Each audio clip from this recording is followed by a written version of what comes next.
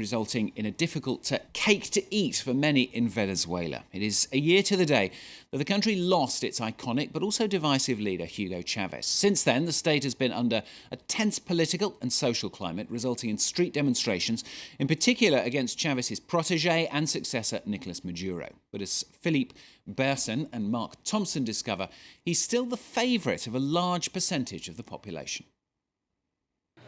It might look like a museum, but this is a shop, one of many in Venezuela's capital, Caracas, dedicated to former President Hugo Chavez. The man known as El Comandante here died a year ago, but his legend lives on. In killing Che Guevara, the Americans thought they had killed the revolution, but that was an error. Che is still selling very well, and so is Chavez. The Americans have poison, so I'm sure they killed Chavez. Still, I've never sold as many Chavez products as I sell today. Chavez has long been an icon for his admirers. His successor, Nicolas Maduro, is having trouble stirring up the same passion. This is my most popular hat. It has all the Latin American presidents. There's no Maduro? No, I don't have any Maduro products. The current Venezuelan president's presence is nearby, though. Chavistas, die-hard Chavez supporters regularly gather on Bolivar Square to cheer on their idol's protégé.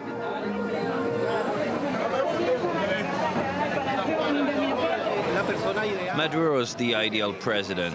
He's the only one who could continue Chavez's work and remain faithful to our socialist principles. Of course, he could never live up to Chavez, but he has the same vision as him and the same ideas. This is why the people love him. Economically, at least, Maduro is treading the same path. He continues to fight against capitalism and the importing of basic products like milk and flour. Venezuelans are used to such policies, as they've been living with them for almost a decade. But this year, the shortages they have caused have been telling. There's nothing here, and the things that are overpriced. Right now I have a lot on my shopping list, but I could only buy what I found. On top of the shortages, the country's facing runaway inflation. Last year it hit a world record 56%.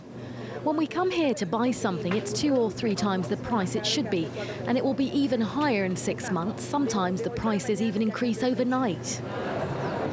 The economic crisis has seen Maduro's popularity nosedive to below 50%, a number which threatens his legitimacy.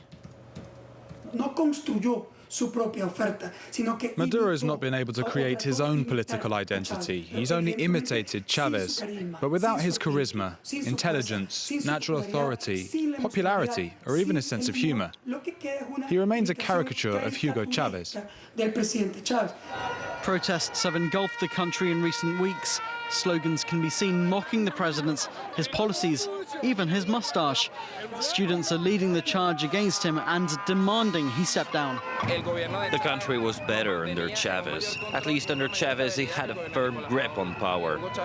There was a real stability. Even if things weren't perfect, it still felt like someone was in charge of the country.